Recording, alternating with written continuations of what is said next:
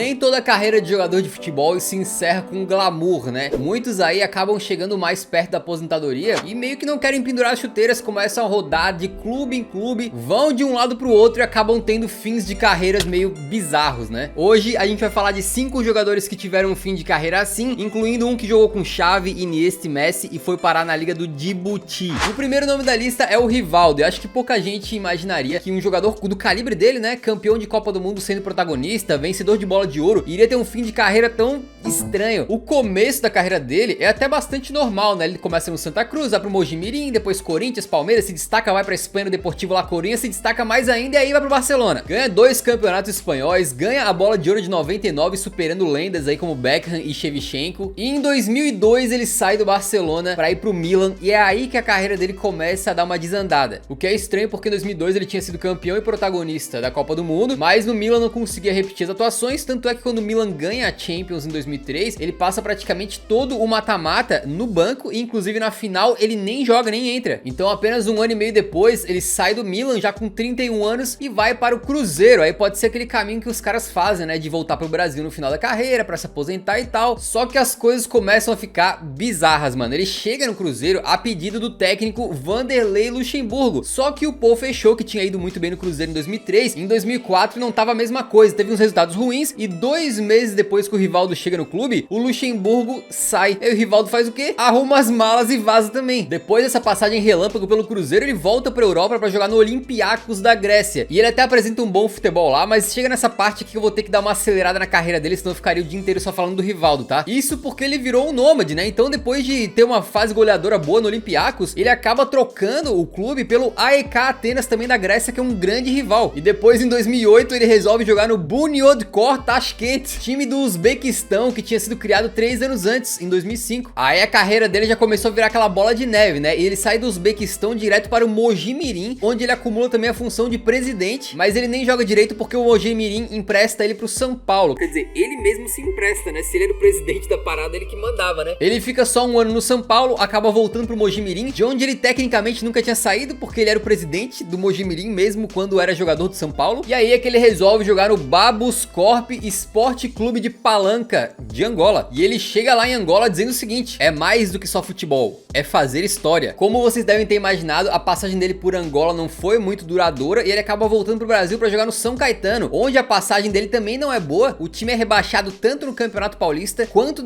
cai da Série B do Brasileirão pra Série C, e mesmo assim aos 41 anos ele acha um clube interessado nele, que é claro, o Mojimirim. E é lá que ele se aposenta em 2014. Mas era haha, pegadinha do malandro, porque em 2015 ele volta no auge dos seus 43 anos pra jogar uma última partida junto com o seu filho, Rivaldinho, que olha que coincidência, também atuava no Mojimirim, né? Mas foi um momento bem bacana, inclusive o Rivaldo dá uma assistência pra um gol do Rivaldinho, né? Então acho que deve ter sido uma forma bem bacana, bem gostosa aí pro Rivaldo ter se aposentado. E vamos ficar na carreira do Rivaldo só como jogador, porque se fosse falar dele como presidente, até como treinador, o buraco era mais fundo, né? Pra vocês terem uma ideia, ele foi anunciado uma vez como técnico do Shabab Mohamedia do Marrocos. O clube foi lá, postou a Rivaldo, novo técnico e tal. Aí ele foi nas redes sociais e falou: não, eu não aceitei não, mano. Ele só tinha ido visitar o clube. Enfim, Rivaldo, e você achando que o Ronaldinho era o rei dos rolês aleatórios, né? É difícil entender esse final de carreira dele, né? Mas o que é fácil é deixar o like no vídeo. É 2 segundos pra você, cara. Vai embaixo do vídeo, clica no dedão pra cima ali, ajuda demais aqui o canal, beleza? Tamo junto. O Rivaldo jogou em 15 clubes, mas o Louco Abreu dá risada disso, porque ele chegou até a entrar pro livro dos recordes como o cara que atuou por mais clubes diferentes, né? E até o final da carreira dele foram 32 agremiações, cara. O Louco Abreu é mais conhecido pela passagem dele no Botafogo, né? Onde ele é ídolo, e também nas atuações que ele teve pela seleção do Uruguai. Inclusive alguns pênaltis históricos que ele cobrou, né? Na Copa de 2010, naquele confronto Uruguai e Gana, em que o Suárez defende uma bola em cima da linha, é expulso, Gana perde o pênalti, e aí a vaga para semifinais da Copa vai ser decidida nas cobranças alternadas. O Louco Abreu vai, ele é a última cobrança e ele dá uma cavadinha super perigosa, mano. É aquela coisa, se acerta é gênio, se erra vai ser criticado, né? Então só um louco pra fazer isso mesmo. Ele também fez isso aí na época que a rivalidade entre Flamengo e Botafogo no Campeonato Carioca tava bem acirrada, né? Numa final de Cariocão ele bate um pênalti com cavadinha. E se o maluco tem louco no apelido é porque a carreira dele não deve ter sido normal, né? Pra vocês terem uma ideia, quando ele chega no Botafogo, ele já tinha passado antes por 16 clubes diferentes, incluindo na Europa aí o Deportivo La Coruña e a Real Sociedad da Espanha, e também o Ares da Grécia, né? E aí depois da passagem dele pelo Botafogo, a carreira dele começa a ficar ainda mais alternativa, digamos assim. Joga no Santa Tecla de El Salvador, joga no Bangu, joga no Atlético Clube de Minas Gerais, e não é o Atlético Mineiro não, tá? É o Atlético Clube, é o Atletique, né? E o seu último clube então, aos 44 anos de idade, foi o Olímpia de Minas, do Uruguai. Ele disse que era um sonho pra ele jogar lá, né? E inclusive brocou com 44 anos de idade, velho. Tem que ser louco mesmo pra jogar em 32 clubes diferentes na carreira, cara. O cara jogou por cerca de 28 anos, ou seja, dá uma média de mais de um clube diferente a cada ano como profissional. Outro cara com um fim de carreira bem esquisito é o Keisuke Honda, o japonês, né? Ele se destaca na carreira no CSKA Moscou da Rússia, e aí vai jogar no Milan vestindo a 10, né? Que é um peso pesado ali, já que foi uma camisa utilizada, por exemplo, pelo Gullit e pelo Seedorf, que são lendas lá do clube. Só que no Milan, apesar de ele ter tido um começo bom, ele acaba não vingando, é considerado uma decepção, e depois de pouco mais de 3 anos acaba saindo. E é aí que começa a loucura, né? Primeiramente ele vai jogar no Pachuca do México, não dá muito certo e acaba indo depois pro Melbourne da Austrália. Aí ele perde boa parte da temporada por lesão e acaba indo embora também pra jogar no Vitesse da Holanda. Só nesses últimos 3 clubes já foram 3 continentes diferentes pro Honda, né? Só que no Vitesse ele é um desastre, joga apenas 4 partidas e resolve ir embora do clube depois de 1 mês e meio. Mesmo o pique do nosso querido Rivaldo lá quando o Luxemburgo saiu do Cruzeiro, o técnico do Vitesse foi demitido, o Honda não quis mais saber de ficar lá, velho. Então depois de várias passagens ruins ali, né? Será que teria algum clube que ainda queria ele? Teve, né? Porque ele acertou então a sua transferência para o Botafogo. Diz a lenda que todo dia sai de casa um malandro e um trouxa, né? E depois daquela passagem bem sucedida do Seedorf no Botafogo, onde ele jogou absurdos, né? Tem até vídeo sobre isso no canal. Até que se poderia imaginar que a aposta no Honda poderia ser interessante. Vai que dá certo, né? A torcida ficou empolgadaça, teve festa pra ele na chegada no aeroporto e tudo. Mas não, cara, o roteiro se repetiu, né? Ele acabou não jogando muito bem como se imaginava e pediu pra sair antes mesmo da temporada terminar. Jogou 27 partidas pelo Botafogo, fez 3 gols e, segundo o UOL, ele se assustou com a desorganização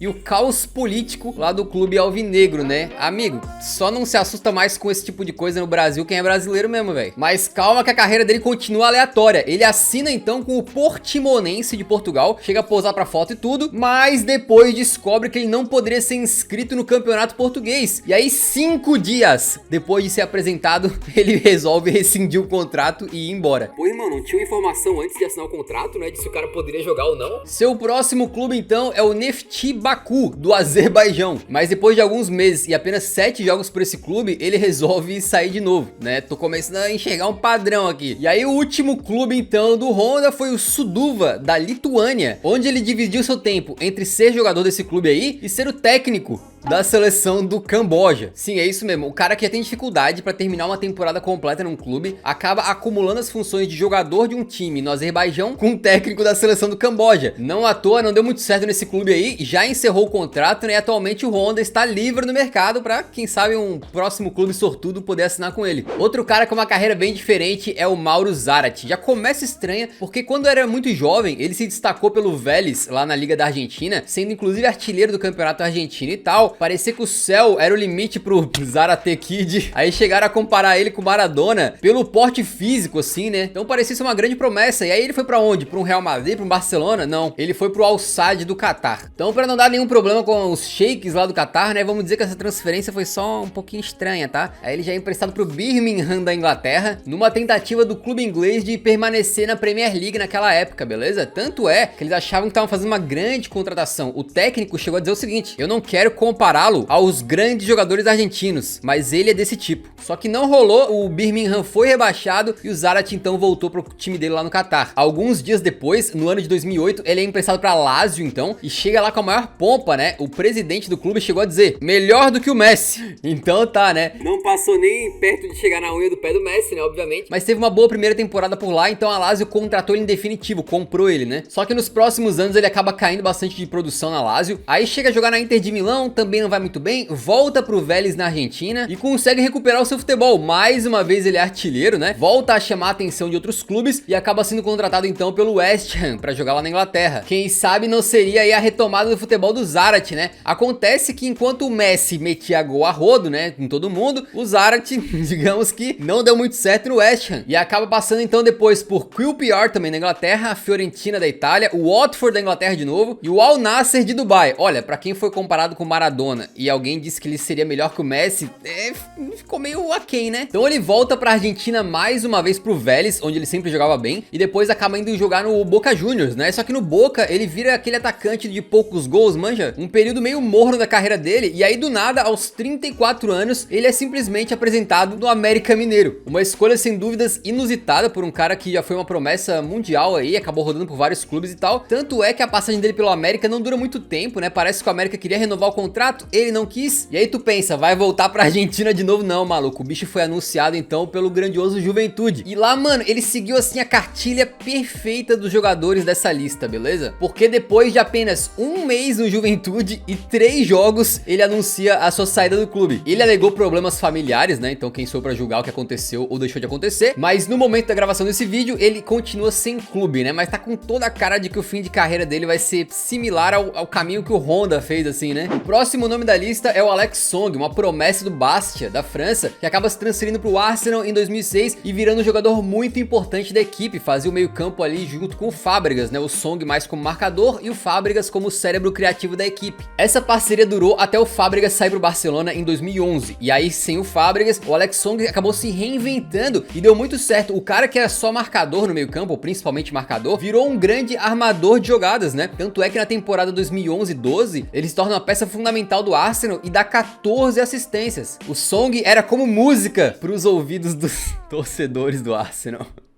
Nesse momento ele tava subindo muito de produção e se destacando muito, parecia que ele poderia ser um grande meio-campista do futebol europeu naquelas épocas, né? Em 2012, então, ele é contratado pelo Barcelona, mas aquela liberdade que ele tinha em campo no Arsenal pra criar jogadas, no Barcelona é ceifada completamente. Ele vai lá pra ser o cão de guarda da equipe, mas isso quando jogava, tá? Porque se no Arsenal ele era titular absoluto, no Barcelona era meio complicado o cara tirar Xavi, Iniesta ou Busquets daquele meio-campo, né? Tanto é que assim como o Mascherano, né, o Alex Song acabou sendo improvisado muitas vezes na zaga do Barça. Curioso que ele mesmo disse que não se importava em ser banco, porque pelo menos no Barcelona ele tava sendo bem pago e ia ficar rico. Bom pra ele, né, mano? Enfim, infelizmente ele acabou virando piada no Barcelona e quando sai, ele vai pro West Ham tentar recuperar o seu futebol na Inglaterra. Não dá certo e se transfere pro Rubin Kazan da Rússia. Também não dá certo e em entrevista ele disse que o seu período lá foi terrível. Disse que passava as noites, os dias, trancado dentro do seu quarto, sequer acendia a luz e ficava no computador o tempo inteiro. Até que ele resolve jogar no Sion, então, da Suíça, né? Lá no Sion, ele tem um problema porque depois de mais ou menos 2 anos de clube, vem a pandemia, o clube pede para os jogadores cortarem o salário temporariamente, né? Pra ajudar ali as finanças que estavam indo mal. O Song, quem já viu que é um cara que gosta de dinheiro, né? Se recusa a reduzir o seu salário. E aí o clube rescinde o contrato dele e manda o cara embora. Depois de tudo isso, qual que seria o próximo clube dele então, né? O Arta Solar 7. Exatamente, você conhece, né?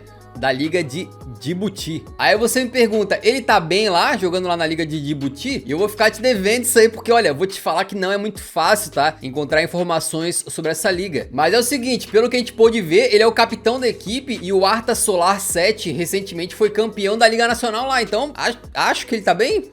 Creio eu, né? O bizarro é que aquele cara que parecia só se importar com o dinheiro na época do Barcelona, nem queria jogar, não se importava em ficar no banco, mudou o seu discurso, né? Eu assinei por 2 anos com o Arta. Essa é uma oportunidade para promover o futebol de Djibouti. Parecia que ele tava ali com boas intenções no coração, ou pelo menos foi o que eu pensei. Só que, pesquisando um pouquinho melhor, segundo o jornal Expresso de Portugal, o dono do clube é um empresário marfinense que é casado com a filha do presidente de Djibouti. E que esse cara, esse empresário, quer fazer do Arta Solar 7 como se fosse o PSG africano. Tem treta aí? Tem. Não sei que tipo, mas olha, não parece estar muito certo isso daí não, hein? E assim, com todo respeito ao futebol de Djibouti, inclusive assisti os melhores momentos de uma partida lá e achei, pô, tá maneiro, o nível ali tá interessante até, mas não deixa de ser estranho um cara que jogou com Xavi, Iniesta e Messi e parar numa liga tão desconhecida, né? É mais um que teve um fim de carreira pra lá de bizarraço. Que outro nome que poderia ter entrado na lista? Deixa nos comentários aí que ajuda bastante o canal, beleza? Se você puder deixar o like também antes de sair, ajuda muito. Tamo junto, nos vemos no próximo vídeo, então, um grande abraço, falou! Não falei do Tottenham o vídeo inteiro. Pega essa. Então parecia ser uma grande promessa, e aí ele foi pra onde? Pra um Real Madrid, pra um Barcelona? Não, ele foi pro Al Sadd do Catar. E com isso os caras que gostavam do Zarat ficaram todos tristes. Al Sadd. Al Sadd.